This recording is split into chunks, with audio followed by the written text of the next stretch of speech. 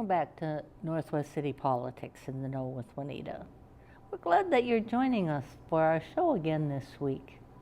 We like people like you, people that are interested in what's happening in the cities in our area.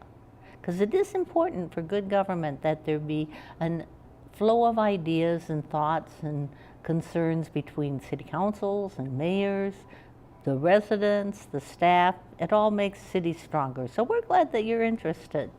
If you haven't watched our show before, each week we'll have someone on from one of the 9 cities in CCX's viewing area to tell us about what are the current and up-and-coming issues that are happening in that city. And if it's your city, take down the email and the phone number so if an issue resonates with you, you can be in contact. Now, we're very pleased tonight to welcome John Elder, who's on the New Hope City Council, my council person, right? Yes, ma'am. So we're glad to have you back with us again, helping to update people on New Hope. Thank you very much. And you know that I'm going to ask you to introduce yourself out to our wider audience. Give them a little idea of your time in New Hope and on the council. You bet. Well, I moved into New Hope in 1988. In 1999, became a police officer for the city. Worked in the city as a police officer till 2007. In 2007, I left the police department and became a city council member. Right. I got in on a special seat because one of the council members moved out of state. So I went through an interview process and was selected to be a council member for a short period of time until the next election. Right. And I was able to then be elected in 2008, and then again in 2010, and then in 2014. I sit on a number of different boards of directors for the city to represent the city, and it's been a real honor. It's been a lot of fun, and it's been an honor to be able to work with so many different people about so many different issues within the city. Yes. Something that's as small as a garbage can being left out to something as large as a new renovation of a deck at Pub 42. You know, the large expansion at Frankie's. To be able to work with the different businesses and citizens on a whole myriad of issues has really proven to be rewarding and enjoyable. Well, we're very glad that you're here with us tonight. Thank you. Now we'll go on to the issues that we kind of talked about ahead of time. The West Metro Fire and Rescue. Is it department? Yep. I wasn't quite sure. I knew the first 4 words, but I wasn't sure. There's a department tacked on the end. Department Correct. At the end. All right, now you're on the board of directors for the West Metro Fire and Rescue Department. Give us a brief history of how this was formed with Crystal, because this is a cooperative thing. It is, absolutely it is. In 1998, the cities of Crystal and New Hope were looking at ways to reduce budgets.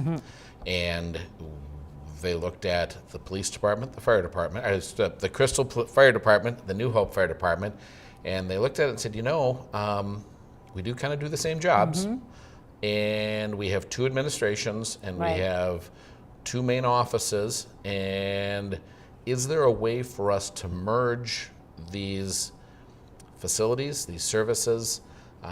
You end up having 1 chief instead of 2, and all the way down the line. Is there ways that we can count on the mutual aid to cut down on some of the resources that we need? Now we only have 1 aerial truck. We don't have 2. You know, there aren't 2 between the 2 cities.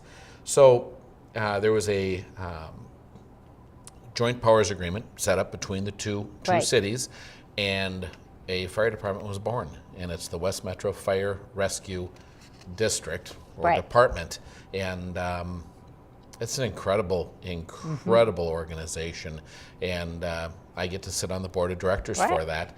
Yeah, tell us about that position and kind of what it's like. Who is governing the West Metro Fire? Great question. Both city managers for Crystal and New Hope, so Kirk McDonald for New Hope and Ann Norris for Crystal, City Crystal, city manager. There's a council member, and that is Councilman Kolb for Crystal, and there is Councilman Eric Lamley. And then another option for each city is either add another council member on or add a citizen representative. Right. And Crystal went with a citizen representative, Mary Siri, wonderful gal. And New Hope met and decided so much of what was happening in the management of the district was financially based. And through that financial base planning, it really had a lot to do with the City of New Hope budget, and of course the City of Crystal budget. Oh, right. And we decided that since council members knew most about the city budget and what's going on in the CIP and all the moving parts, that it would be best for the city to put a second council member on as the citizen representative. And that's where I come in. I get to sit on the board of directors for that. We govern the, there's also 3, so that makes 3 from each city. And if there's would be a very contentious issue. Which there have been in the past. There have been, yes. Right. And people voted along their city lines. Right. You have a deadlock. Right. So we have one person who lives in neither city. Right. And he is the president of the board, and just a phenomenal person. And he is in charge. I mean, he is the president of our board, and in the case of something, he can be the tiebreaker. We don't have a lot of things at this point where we're voting on city lines. There was a time where there was some real challenges with the fire department, and they looked at some possibly dissolution. Right. That would have cost each of the city millions of dollars. Oh, right. And at that point, I got put onto the board of directors. So I got to come onto that, and we ended up finding a new fire chief. We ended up working through our challenges, and we've become a much better organization because of what happened. I think so. And there was a lot of really hard work, by both city councils. And it was an interesting process to watch. Yes. Because you had a really good consultant that helped guide the process. Yeah, I Mr. thought. Weinstein, Yeah. Chad Weinstein from Ethical Leadership. And he's wonderful. He came in and he helped us navigate the differences. And really took the emotion out of it. Yeah, I thought it was good. It was wonderful. Chad just did a phenomenal job. And so now we're back to running it as is, and things are going very, very well. Now, you have some people in the fire department that are part of the administrative structure that are permanent people, and then you have volunteer people that are paid for what they do, right? Exactly. Maybe you could talk to that just a little bit. Certainly. We have 7 full-time employees. We have a chief, we have 3 assistant chiefs, we have a battalion chief, we have a deputy fire marshal, and we have 1 fire inspector. And they are responsible for responding to daytime fires.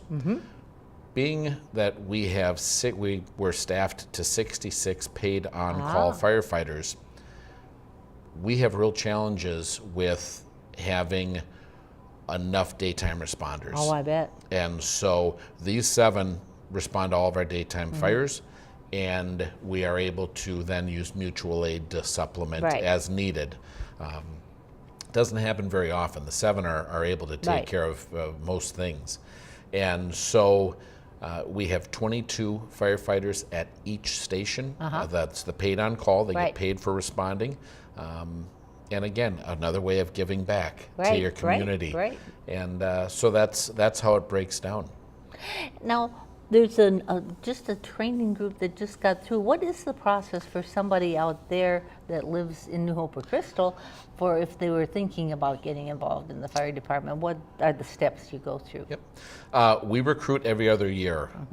We have had such wonderful pull from the community, and the community members have really been volunteering or have been really wanting to be a part of this. So we are now recruiting every other year, and we will be recruiting again in the summer of 2018. And it's as simple as reaching out to the fire department, Okay. either at their general email or contacting the fire department at 763-230-7007. Okay. And there's an application, you fill it out, and you go through an actual hiring process with interviews and a psychological and all of that. So it's a neat group of folks. Right. And then there's a lot of training that happens afterwards, right? Oh yes, weekly training. I've been able to go as a board member to go and watch some of their training, and it's, there's some agencies that are just building fires and putting them out with hoses, and before Hy-Vee was built, when we had the Kmart building, they built a little substructure inside of there, blindfolded the firefighters, and then put their masks and all their gear on them, and made them crawl through to simulate having to crawl through a burning building where you can't see anything. Right. The level of training that our folks are going through is really, really high caliber, and this administration is really pushing people to be their best so that we can deliver the best services to our citizens. The fire department also oversees something called the CERT team, the Citizen Emergency Response Team. Our council member, Eric Lamley, was a big part behind this. And these are a group of citizens that will respond within the city to natural disasters, major emergencies, things like that. And they have training in handling emergency crisis situations. We may put them out and have them direct traffic. They have the gear that they need to do that. We may have them, watch an area. There's a number of things that they do. Right, now switching gears completely, I thought we better talk about the fact that there's an off-Broadway musical theater group in New Hope that's been there for a long time. Very long time. I don't even know when it started, but all the while we've been here. I do. Aha! The city of New Hope offered their first drama class in the mid-1960s. From there, it grew and became an actual theater group, and they had their first musical performance in the summer of 1971. Wow, that is a long time back. It is. The New Hope Musical Theater was then organized by volunteers in 1976, and they helped do productions for annual plays. It later moved out of the city and became what's known as the Off-Broadway Musical Theater, OBMT. Right. And they come back every single year since 1982, and they produce a summer musical. So what is this year's musical? Beauty and the Beast. Okay, that should be a good one. It's really a quality production. We get to see plays and things like that for all different levels and all different abilities. This really is a nice job. They do a nice job. They come to a council meeting every single year and do a little show for us. A lot of talent, and so it's what enjoyable. Weekends will it be? When can people? It will be Thursday through Saturdays, July 20th through August 5th at 8 p.m. Now, we ask for a free will donation of $4 per person. That's suggested. Food shelf donations for PRISM are also accepted. We'd love to have that. And an American Sign Language interpreter will be at the Friday, August 3rd show.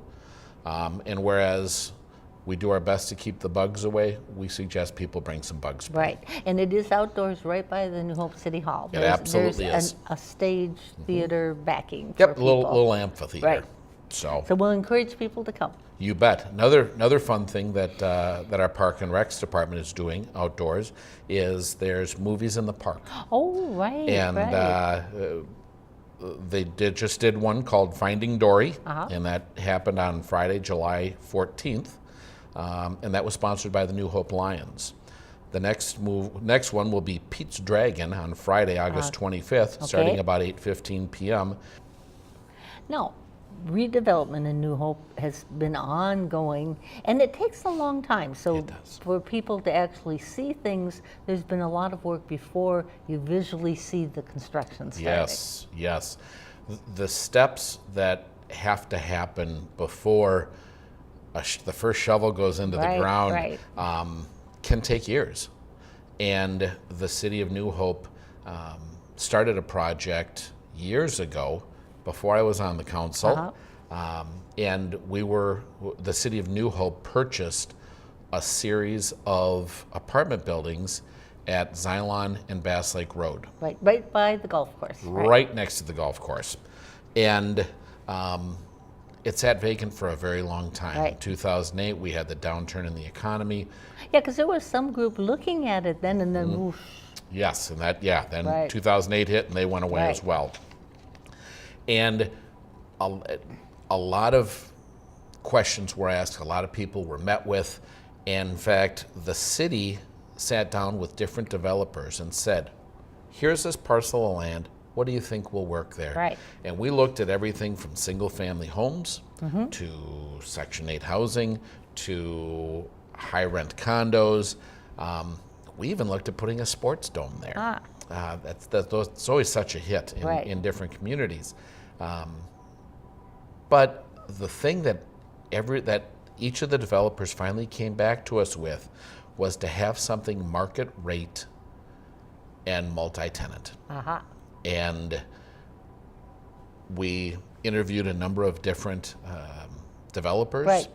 And part of our interview process is we went and we toured different Yes, properties right. from the different developers. And the one that came in hands down above everybody else, and I mean way above everybody else, was the Aladdis Corporation. They build such incredibly nice facilities, really enhance the properties, and on-site management. These are luxury apartments. Right. So these aren't just more apartments. Right. This is something the city of New Hope doesn't have. Right, it's meeting a different need. And as a council member, I look and I think, boy, I don't want more apartments. Yeah. And as I went and I toured Aladdis with my tongue in cheek, I really learned that this would become a real jewel for New Hope, and this will be. I know that it will be. I know what the final product's going to look like. I've Right. toured it. I've Right. seen it, and in other communities, and I'm excited to be working with them. So what's the current stage? Where is this project at this point? They closed on the property July 5th, started construction on July 6th. Right. The project, that piece of land is just swampland. Right. I mean, right. it really, the fact that anybody would want to build on that really is kind of astounding to me. We knew that based upon soil samples from 2007, Right. 2008, that for anything to be above 4 stories high, there would have to be incredible pilings put into the ground. And Aladdis was aware of that. Right. And so here they are. They want to build here, and we're now moving forward with it. They will, in the next 2 months, put in approximately 618 pilings into the ground. That's going to be loud for a while. Oh, right, for the neighborhood. Right? Yep, and that's going to be a couple of months worth. After that, construction starts, and people will really start to see progress, and that's exciting. Right. And what is the projected completion date for the project? Be about 18 months, Okay. so 20 months from now. Okay. 2 months for the pilings, and then 18 months after that, they hope to open. So that's, again, it's an aggressive timeline. I keep telling them, I've got a Titleist ball sitting out there somewhere in the middle of the field. If they find it, I want it back. Now, another area, which is at the other stage of development, is Centra Homes, and it's like a new neighborhood in New Hope. Explain where it's at first, and then we'll talk a little bit about it. Well, it's at 55th and Winnetka. Okay. And then you go west on 55th to just about, well, you go down to Yukon. Right. And that's where it stops, and then it's north to 56th. to be in a city that is fully developed Right. and to have this sort of an opportunity is exciting. Right. It is to have a quality product come in, and we open this up to a number of different developers. right, We talk right. to a number of different developers, and now we are putting in 31 single townhomes and 29 traditional single family homes in what we call step-up housing. It is exciting to see this. It's wonderful for our tax base. Oh, definitely. And these are homes, the townhomes are going for around 300,000, a little less, and the single family homes are going from 375 to 450. A lot of revenue being generated. Sure, and then it increases the range of houses available, right? Absolutely, absolutely. And we just issued the final building permit for the final lot there. So, So it's almost done. yep, by the end of this year, all the homes will be built. And in spring of 2018, we'll put down the final wear course Yep. of pavement, and it'll be a new neighborhood. Right. And I was excited to see how quickly those lots sold. There was the big concern as it was coming in. Some of the residents said, "Oh, this is going to be 5 and 10 years, and there'll be a few houses out there." People want to come to New Hope. Yeah, it was much faster than Oh they boy, thought. absolutely. It's a great neighborhood. It's a great location. You're close to everything. Oh, yes. You're right by transit, public transit. If you want to go over to Winnetka, it's an exciting time and an exciting place. Right. Then at a whole different stage, the very beginning stages, Good Samaritan is looking to put up a facility for assisted living Yes. along on property that they have. Absolutely. Maybe you can just give us a little highlight of that, because that's at the very beginning. That is in the absolute very beginning. They came to the city council, they came to the city and said, we would like to put in a 4-story, 31-unit assisted living center. Right now, with an aging population, this sort of a facility is so important. Good Samaritan has proven themselves to be a wonderful corporate citizen. Oh, yes, they have. And if they're able to have us create a tax district, TIF district, Right. that would allow them the ability to build this structure. You look at outstanding corporate citizens. You think about Pub 42. You think about Hy-Vee. You think about Frankie's. You think about Good Samaritan, and there's so many I can't even Right. begin to name. This is Good Samaritan is very strong within our community. They give a great deal back Right. to the community, and I'm very, very interested to see how this plays out. Okay, now New Hope got an award recently from the League of Minnesota Cities, a sustainability award. Yeah. Maybe you can tell us in regard to what?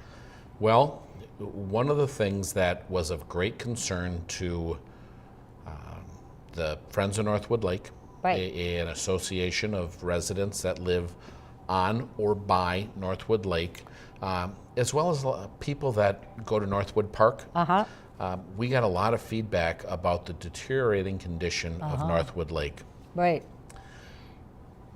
I also sit on the board of directors right, for right. the Bassett Creek Watershed Management Commission. And we looked at what are the ways that we can help lower drastically the number of pollutants coming into Northwood Lake from a myriad of sources. Our number one polluting effect to that lake is on the other side of 169. Right. It is in Plymouth, and it is the Four Seasons Mall. And there is such a poor water filtration system over there that all of that water comes through a culvert under 169. A lot of the salt and treating agents from 169 come down into that, and they were coming directly over to Northwood Lake. The city put together, with the help of the Basket Creek Watershed Management Commission, a great big holding pond right on Jordan Avenue that water has to go through. That helps drain and reduce a lot of the phosphorus and sodium that's been coming through. That gets cleaned out regularly. The water then goes into a grid chamber, which removes more of the sediment, and then it goes into the lake.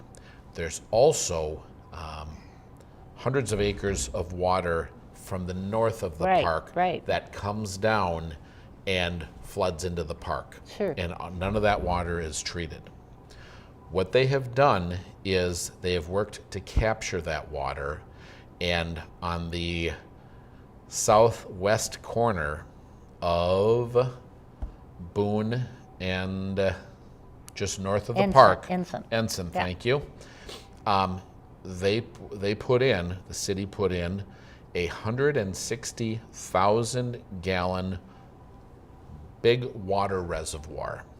That water comes in, sits in there, and that water then pumps over to the ball fields across the street, and that water is used to irrigate those ball fields, to a savings of about $10,000 a year annually in watering costs. And then all of this brought on the award, right? Yeah, absolutely. It's a sustainability award, and we were the only city in the state of Minnesota to get it. So that's kind of cool. It's wonderful, and it really showed what can happen when you have a Basket Creek Watershed Management Commission, a city, a very active and respectful group of citizens, the Friends of Northwood Lake, and people that are willing to think outside the box. This is the first time this has been done.